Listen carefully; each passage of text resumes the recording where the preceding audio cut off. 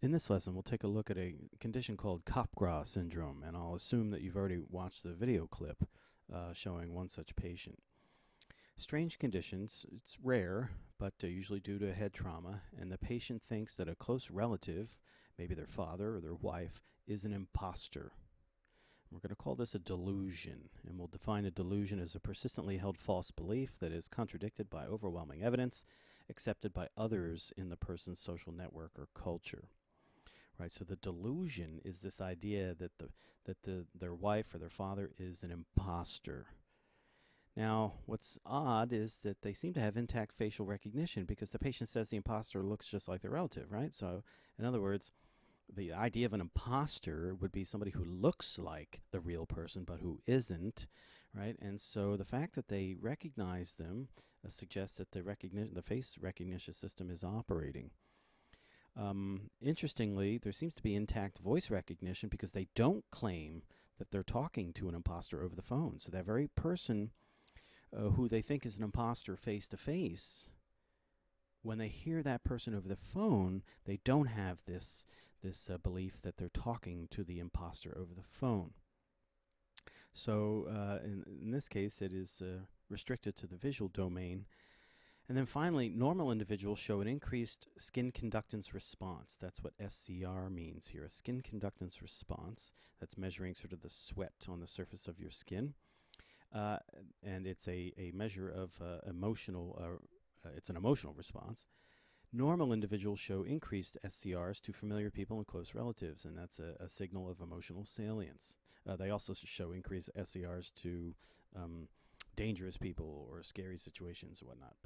But for normal people, one's father and mother and wife normally generate an emotional response because they're important people in our lives. The Capgras patients show a lack of emotional response to the imposter's face.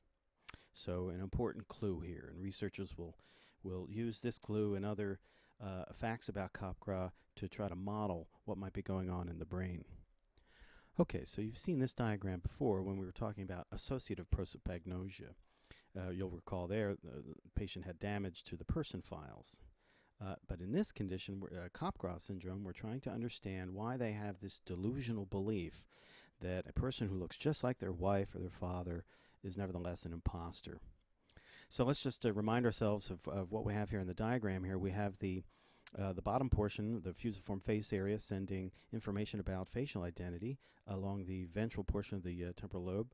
And that goes up to the anterior temporal lobe where the person files are located, converging with vocal identity information on along the top part of the temporal lobe. And you'll recall we have the amygdala here, and the amygdala is going to associate the face or the voice with some kind of emotional response. So when we think about Capgras, let's see if we can understand their symptoms in terms of this sort of wiring diagram. First of all, they recognize the person, right? After all, they say the person looks just like my wife or just like my father. So fusiform seems to be intact, and they can access information about the person. It's just that they think the person's an imposter. So at least this lower pathway perhaps is intact and functioning. Also, over the phone, they don't have the delusional belief. It doesn't trigger the delusional belief. So the vocal identity pathway seems to be functioning normally, right, and accessing information about the person. That leaves us then with this pathway from the facial identity to the amygdala, where the person files to the amygdala for the visual aspect of the person. In other words, perhaps there's a malfunction in this pathway such that while the face is familiar, they recognize this person as looking like their wife or father, it fails to generate an emotional response. And so that creates an abnormal perceptual condition. The person looks like a person they once knew, but they fail to feel the emotional bond, the emotional association. And so that perhaps is what they are attempting to explain with the delusional belief. So the delusional belief is an attempt to explain initially an abnormal perceptual condition. So some psychologists argue that delusions have a kind of a two-step process.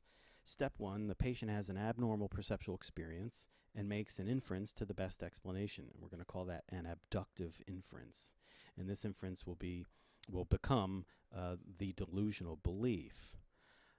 So in this case, the abnormal perceptual experience is going to be that the person is failing to have a normal emotional response to a familiar face. Step 2, patient fails to check the belief against other evidence or knowledge, which allows the delusional belief to be accepted.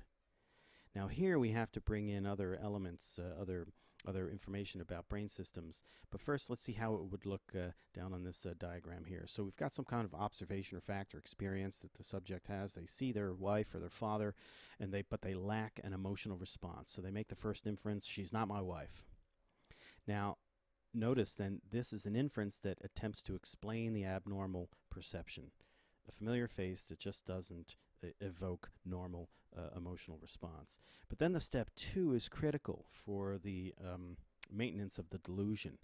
And what psychologists argue here is that this step 2 takes the form of a belief evaluation. So there's all kinds of other information that the patient should be able to access, right, that contradicts this idea that she's not my wife.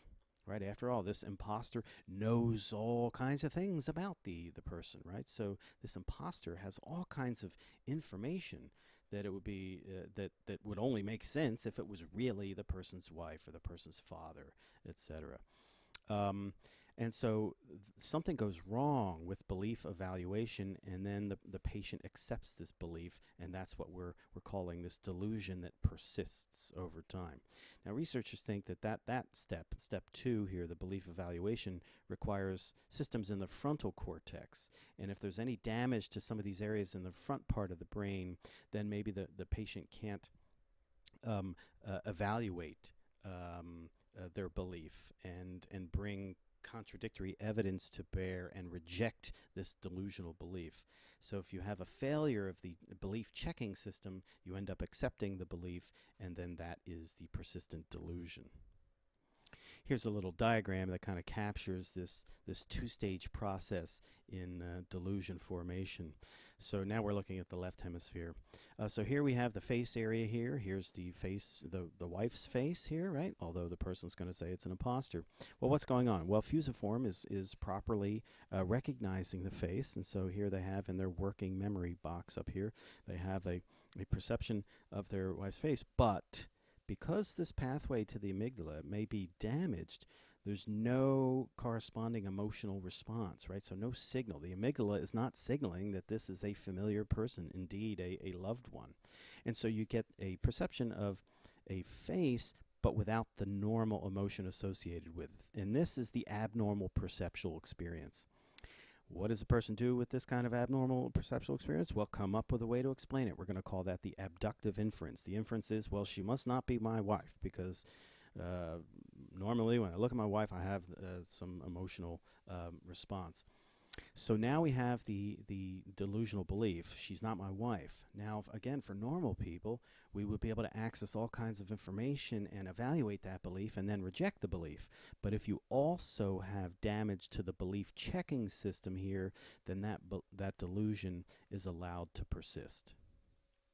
So this is one model of how delusions in Capgras syndrome may be generated. And it all begins with some kind of damage to the perceptual systems that seem to cut off the perceptual system involving face recognition from the emotional systems that normally generate an emotional response to familiar faces. Okay, so let's take a moment to see if we can do some retrieval practice.